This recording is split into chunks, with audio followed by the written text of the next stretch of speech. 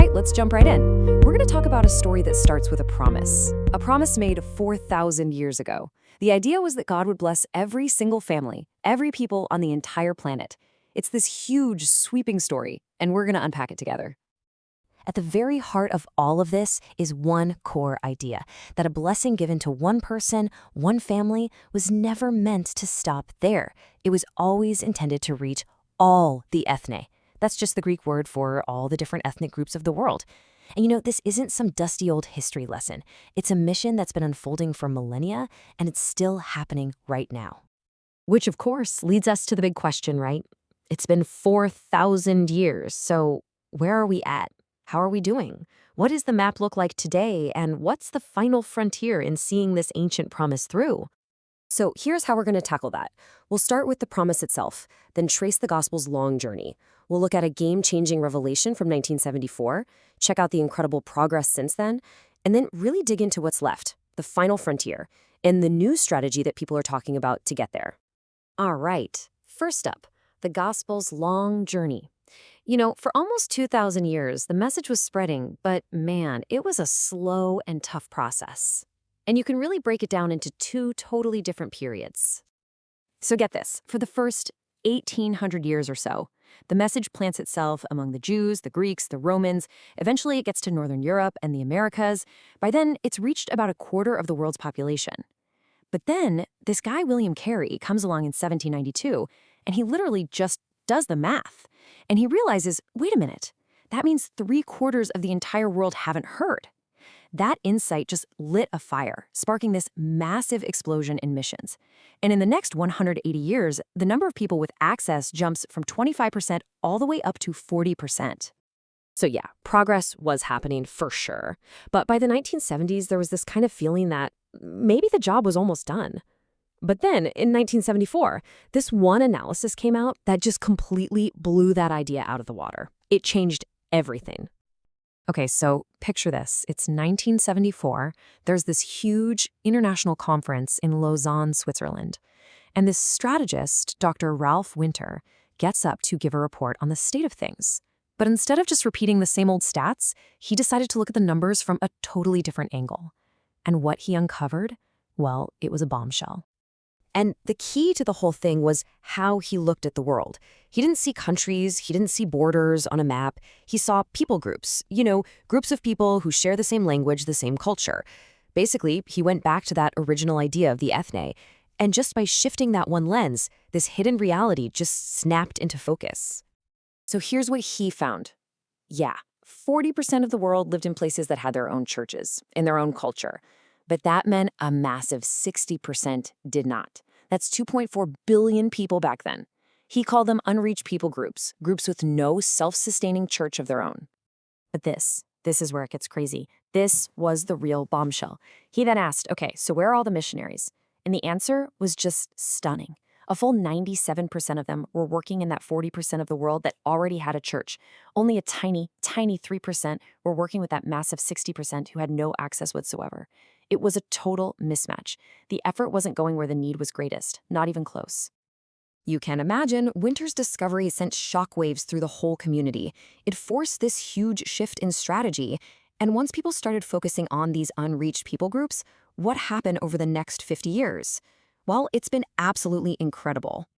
Okay, just look at the numbers here. Back in 74, 60% of the world was unreached. That was 2.4 billion people. Fast forward to today, that number is down to 25%. Now here's what makes that stat just jaw-dropping. In that exact same period, the world's population doubled. It went from 4 billion to 8 billion people. So while the number of people on the planet exploded, the percentage of unreached people was cut by more than half. That's just unbelievable progress. So now, the language has gotten even more specific. The groups that are still left are called frontier people groups, or FPGs for short. And these are really the toughest nuts to crack. We're talking about places where less than 0.1% of the population is Christian, and there's basically no momentum, no self-sustaining movement of new believers. This is truly the final frontier. So that begs the question, right? Why these groups? Why have they been so resistant when there's been so much progress everywhere else? Well, the barriers are just incredibly high, and they're all tied up in family, culture, and religion. When you look at these frontier people groups, you start to see a pattern.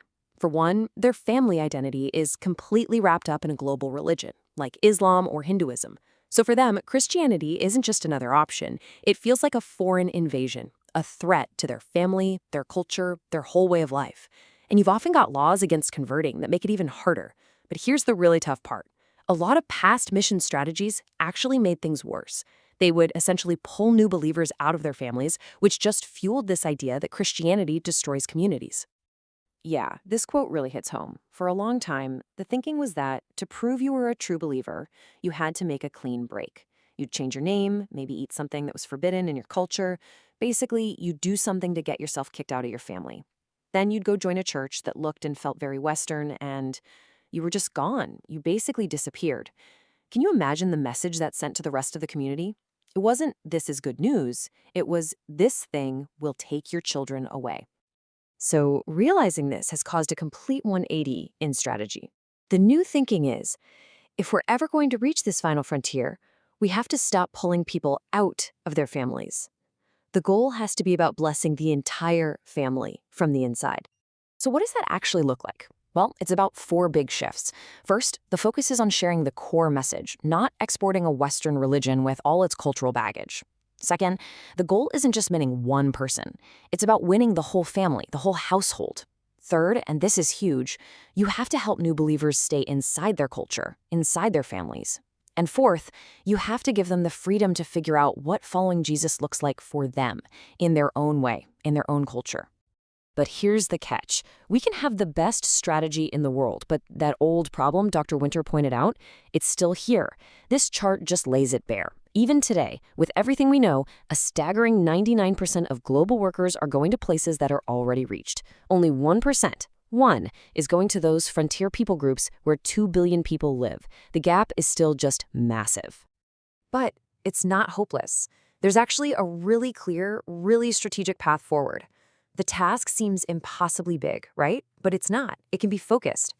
Get this. Out of all those thousands of frontier people groups, there are less than 300 really big ones. We're talking populations over 1 million. If we could just prioritize those groups, we could potentially reach 1.6 billion people. That's 80% of the entire remaining task right there. The job isn't endless. It's actually definable. And that brings us right back to where we started, with William Carey, the guy who just decided to run the numbers. His famous quote, "Expect great things from God, attempt great things for God." It just perfectly sums up what's needed to finally fulfill this 4,000-year-old promise. You need both, right? Massive faith and massive effort. And it really just leaves you wondering, what great things are still left for us to attempt?